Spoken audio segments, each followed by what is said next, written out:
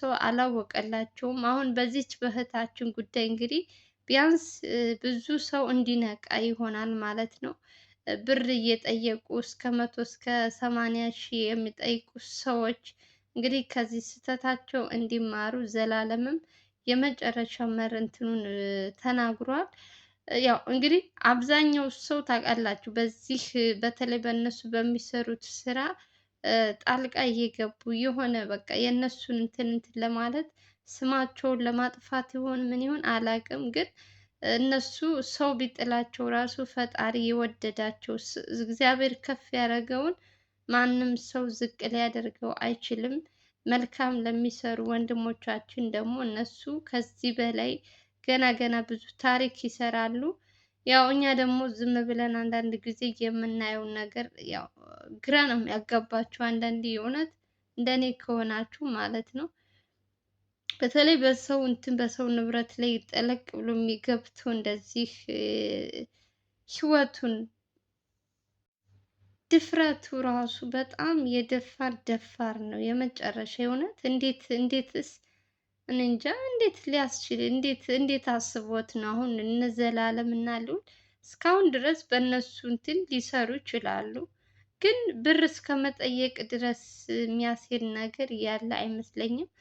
አብዛኛው እንደዚህ ውስጥ ለውስጥ ሊኖር ይችላል፣ ያው ሚዲያ ላይ ወጥቶ ስላላየን። አሁን ግን ይህን ቪዲዮ ፕሊስ ላይክ ምንድን ነው ላይክ እና ሼር እያደረጋችሁ ለብዙ ሰው እንዲማርበት እና እንደዚህ ገንዘብ ሲጠየቁ ደግሞ ልክ በነ ልዑል እና በዘላለም ስም የሚነግዱ ሌባዎችን ከስህተታቸው ወይም ከእንትናቸው እንዲማሩ ቪዲዮውን እንትን እያላችሁ እንግዲህ ለብዙ ሰው አድርሱ። የኔንም ሳይሆን የልዑልን ማን ነው የዘላለምን በራሱ ቻናል የተለቀቀ ስላለ እሱንም እየገባችሁ እንግዲህ በእነሱ ስም 05 ሳንቲም እንደማይላክ እንግዲህ እናንተም እሱም እንደምትሰሙት ነው። ሰው ደግሞ እንደዚህ አይነት የሚያጭበረብሩ ሰዎች ደግሞ አሁን በዚች እህታችን ጉዳይ ቢያንስ እሷ መታ እንኳን ስለተናገረች ለሌላዎች ትምህርት ይሆናል ብዬ አስባለሁ።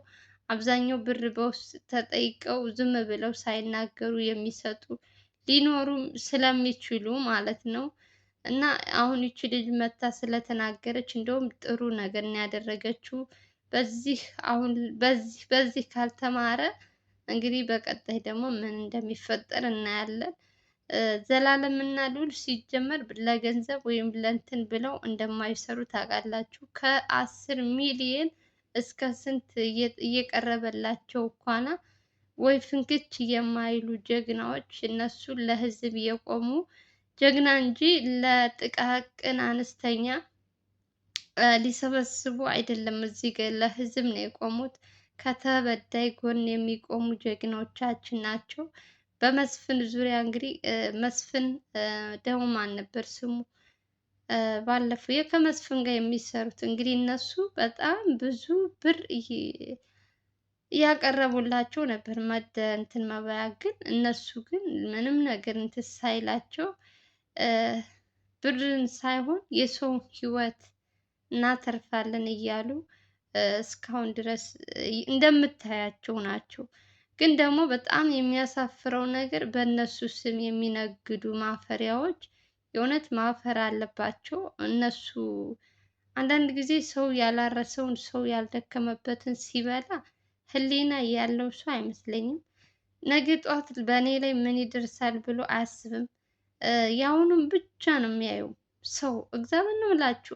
አሁን ላይ ምን ሆናለሁ ብለን እንኳን የማናስብ ተራ ሰዎች ነን። እና አንዳንዴ ሰው አሁን እስከ 100 ሺህ 80 ሺህ ከፍላ ይቺ እህታችን የተቸገረ ወይ ታሰረባት ወይ ብቻ እሱን ለማግኘት ብላ ተበድራም ቢሆን ልትሰጥ ትችላለች። ከየትም አምጥታ ብር ኑሯትም ላይኖራትም ይችላል።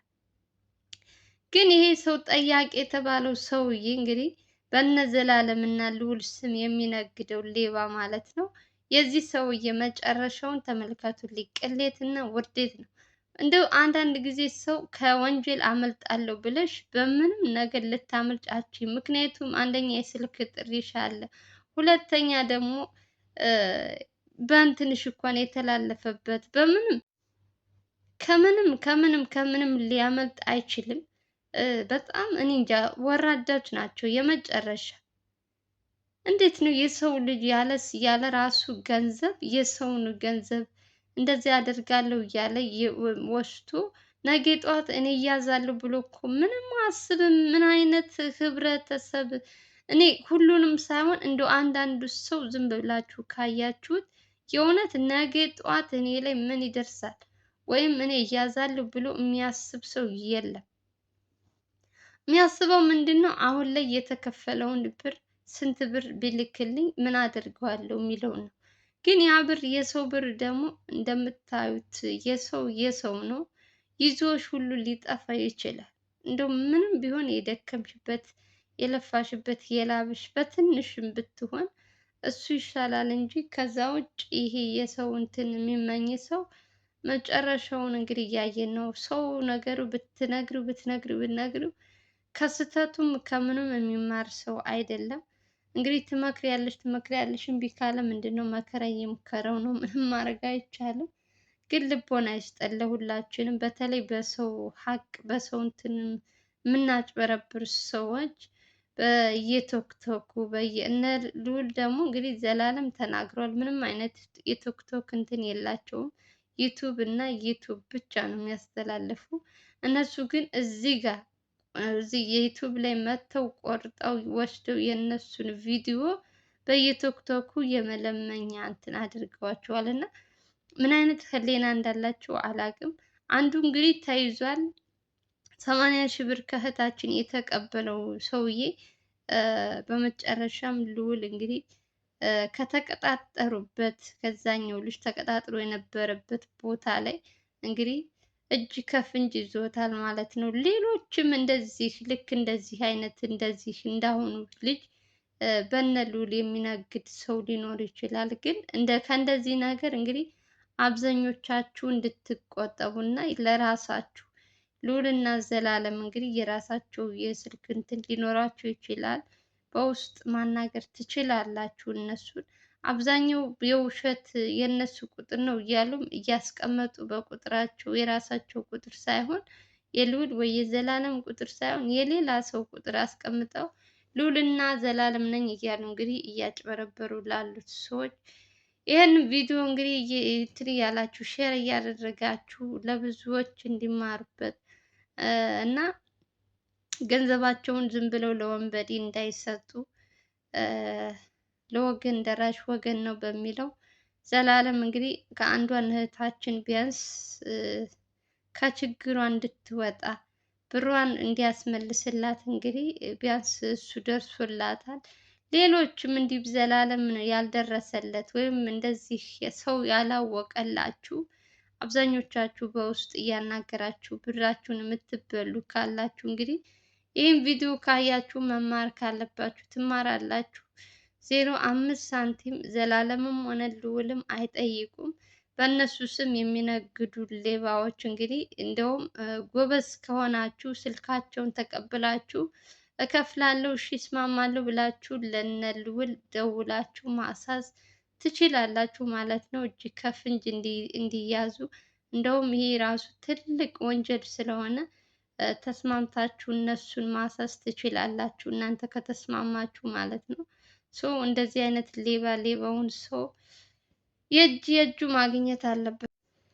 ማንም ሰው ያረሰውን ነው የሚበላው። ስለዚህ ቁጭ ብለው የሚነግዱ ሰዎች መጨረሻቸው ውርዴትና ቅሌት ስለሆነ እስር ቤት ነው የሚጠብቃቸው። በተለይ በሰው ገንዘብ በሰው ሀቅ እያጭበረበሩ የሚኖሩ ሰዎች እያያችሁ ነው መጨረሻቸው እንግዲህ የሚሄዱበት የሚገቡበት እያንዳንዱን እያያችሁ ነው በየእንትኑ። በተለይ በልዑልና በዘላለም ጉዳይ እንግዲህ ብዙዎች ሰዎች እንባቸው እየታበሰ የተዘጋ በራቸውን እየከፈቱ ብርሃንን እያሳዩ ከእግዚአብሔር በታች እንግዲህ ለብዙ ሰው እየቆሙ ናቸው።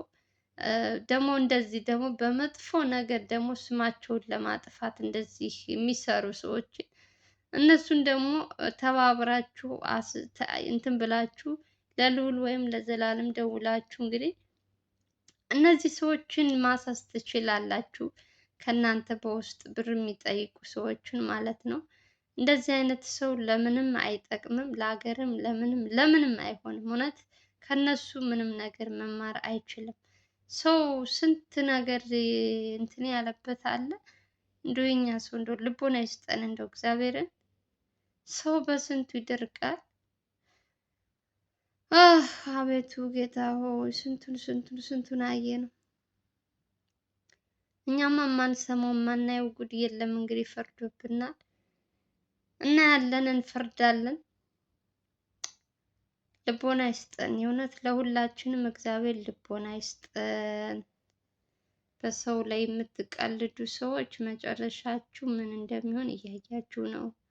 ውርዴት፣ ቅሌት መጨረሻችሁ ሲሆን ነው የሚሆነው። ሰው ያላችሁን ነገር እግዚአብሔር ይመስገን ብላችሁ መኖር ስትችሉ በሰው ሀቅ በሰው እንትን የሰው ብር እንትን የምትሉ ሰዎች እንግዲህ ልቦና ይስጣችሁ። እኔ ሌላ ምንም አልላችሁም። ወንድሞቻችን እንግዲህ እነሱ ለሰው የቆሙ ጀግናች ናቸው። ለብዙዎች እንግዲህ አብዛኞቻችሁ እነሱ የምትከታተሉ ሰዎች ስለ ልዑል ሆነ ስለ ዘላለም ምንም ማውራት አይጠበቅብኝም። በደንብ ታውቋቸዋላችሁ። ሰው እንደነዚህ አይነት ጀግናዎች እንግዲህ ስማቸውን በዚህ ደግሞ ለማጥፋት የተነሳችሁ ሰዎች ያው የራሳችሁ ውሳኔ ነው ማለት ነው። መጨረሻችሁ ስትያዙ ምን እንደምትመልሱ እናያለን። ምክንያቱም ምንም ነገር ብትሰሩ ምንም ብታደርጉ ከልዑልና ከዘላለም ምንም ነገር የሚያመልጥ ነገር ስለሌለ መያዛችሁ ስለማይቀር እስከምትያዙ ድረስ እንግዲህ እንደፈለጋችሁ እንቧ ዘራፍ በሉ።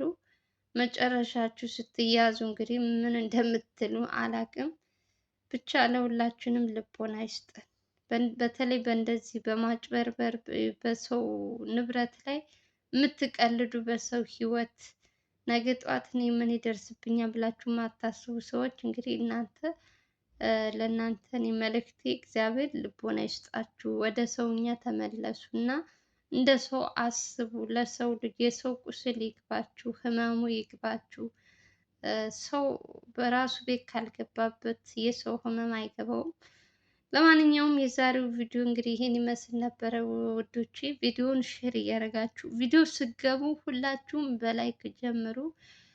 ሼር እና ላይክ እያደረጋችሁ እስካሁን አብራችሁ ለምትቆያችሁት ከልብ ነው የማመሰግነው። ሰላም ፍቅር ተመኘሁላችሁ። በሌላ ፕሮግራም እስከምንገናኝ ድረስ ደህና ሰንብቱ። እንወዳችኋለን። ላይክ ሼር ማድረጋችሁ እንዳትረሱ። ባይ ባይ።